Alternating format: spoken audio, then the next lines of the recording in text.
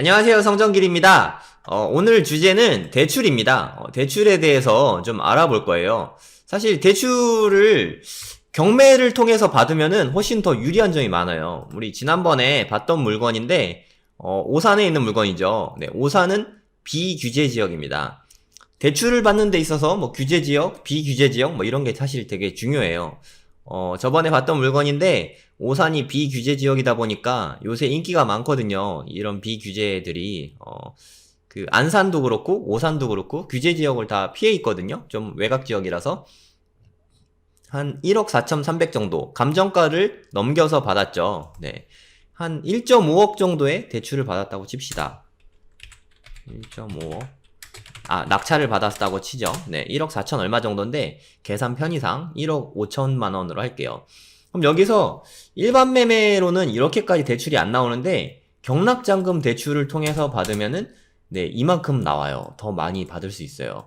그럼 낙찰가랑 감정가랑 거의 비슷하죠. 네, 그럼 80%를 받는다고 가정을 하면 그러면 나는 1억 2천을 대출받고 내 돈 3천만 원만 있으면은 되는 거예요. 어때요? 경매가 되게 매력적이지 않나요? 3천만 원만 있으면은 1억 5천만 원짜리 아파트를 살 수가 있는 거예요. 요즘에 또 금리도 되게 낮잖아요. 보통 한 3% 안팎 정도 요즘에 그 대출 금리가 나오는데 그럼 3천만 원에서 3%를 계산을 해보면 1억 2천만 원이죠. 3천만 원 내 돈이었고 그러면 이게 360만 원이거든요. 월로 계산을 하면은 30만원이에요. 월에 30만원 이자 정도는 그래도 낼만 하잖아요. 아파트가 하나 생기니까. 네. 그래서 요즘에 비규제 지역이 이렇게 계속 좀 뜨고 있는 거예요. 내 돈이 3천만원만 들어가면 아파트를 이렇게 살 수 있는 거죠.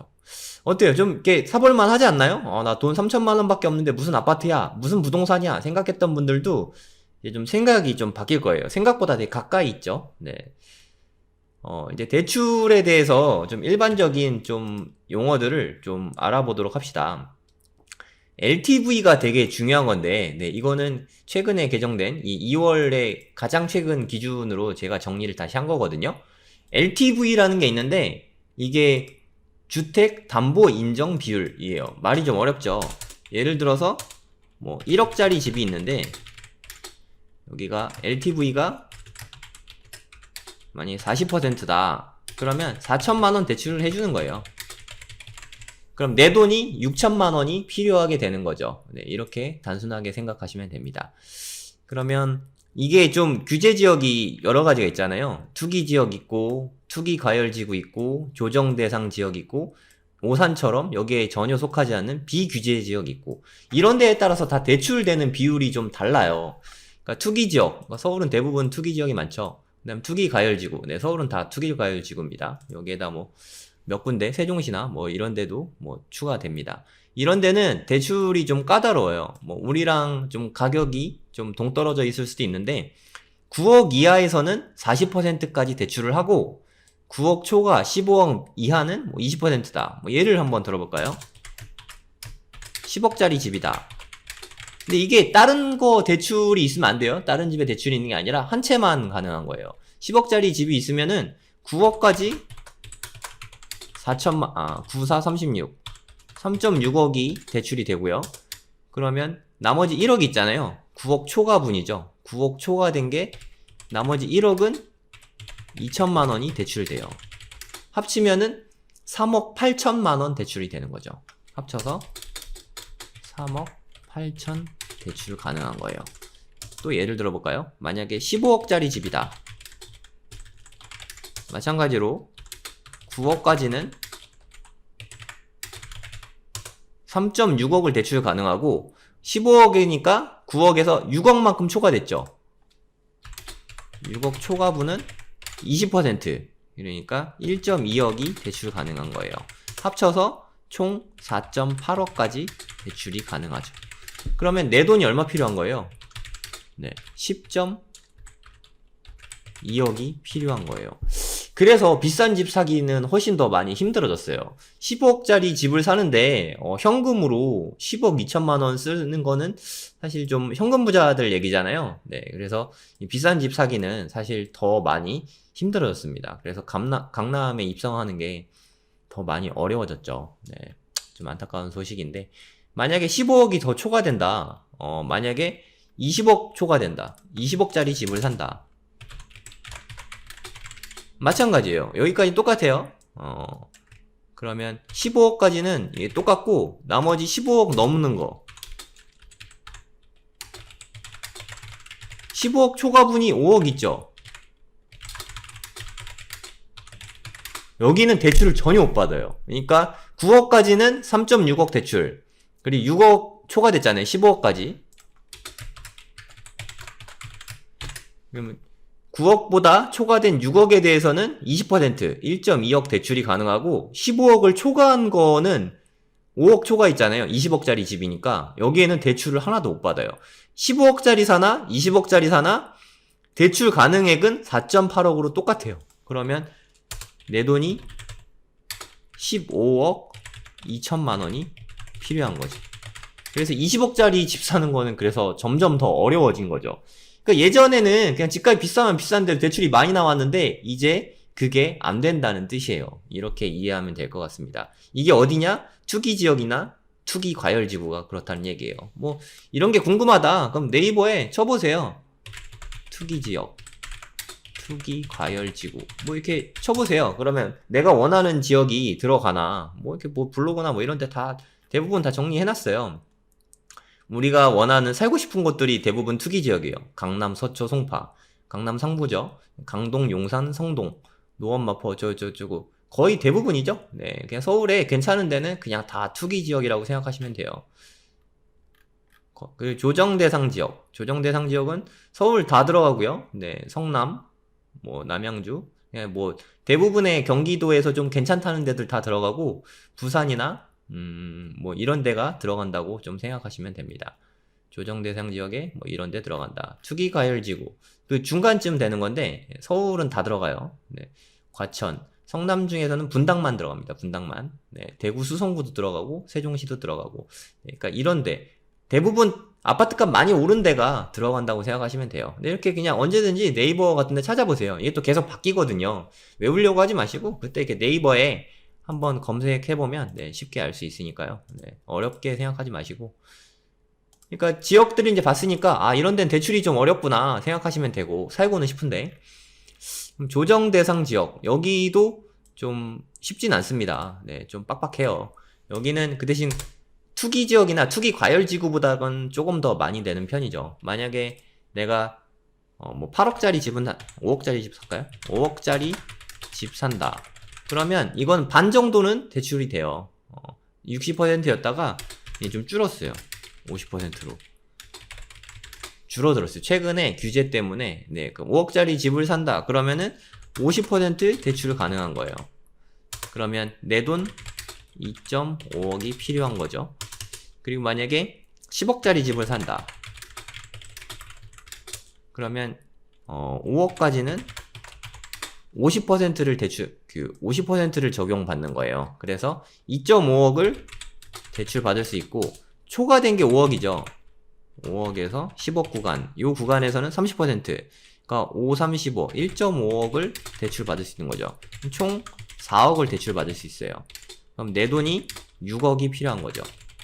이렇게 이해하시면 돼요. 뭐 조금 어려울 수 있는데 그냥 계산해보면 되고, 그리고 인터넷 찾아보면 뭐 LTV만 쳐봐도 뭐 자세하게 나오거든요.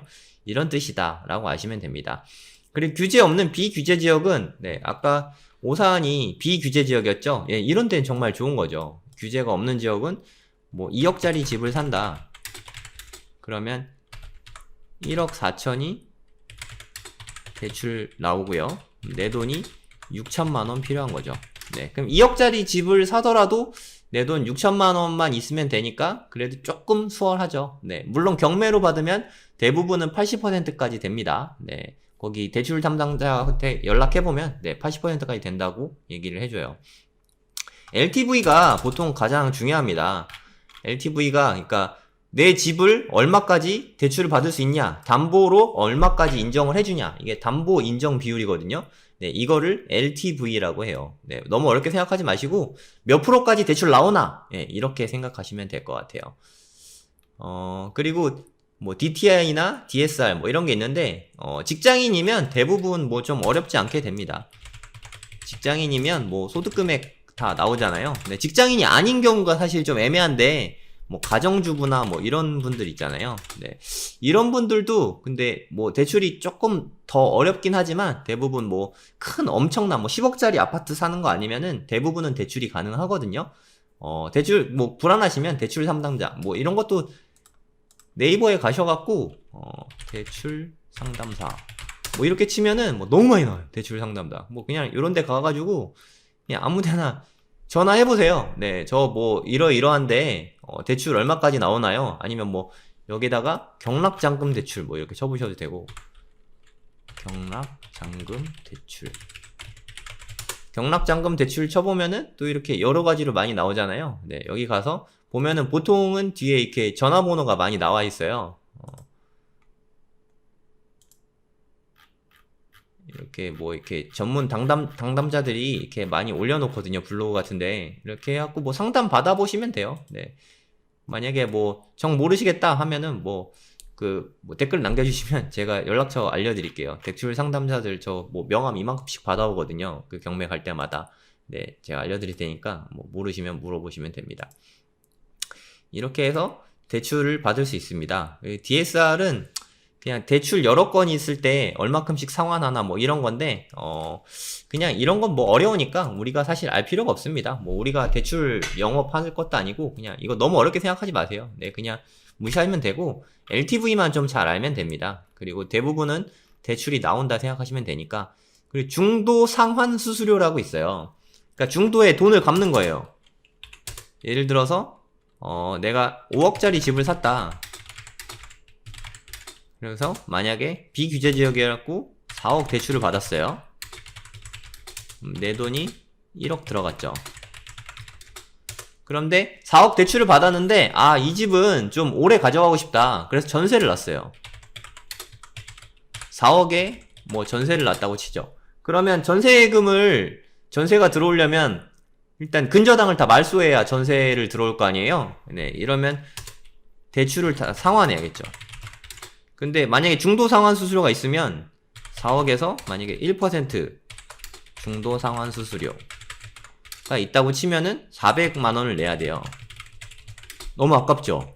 네, 굳이 안 내도 되는 돈 같은데 내야 되잖아요. 그래서 처음에 대출 받을 때 전세를 놓을 것 같다, 놓을 가능성이 있다 하면 중도 상환 수수료 없는 상품으로 해주세요 라고 해야 돼요.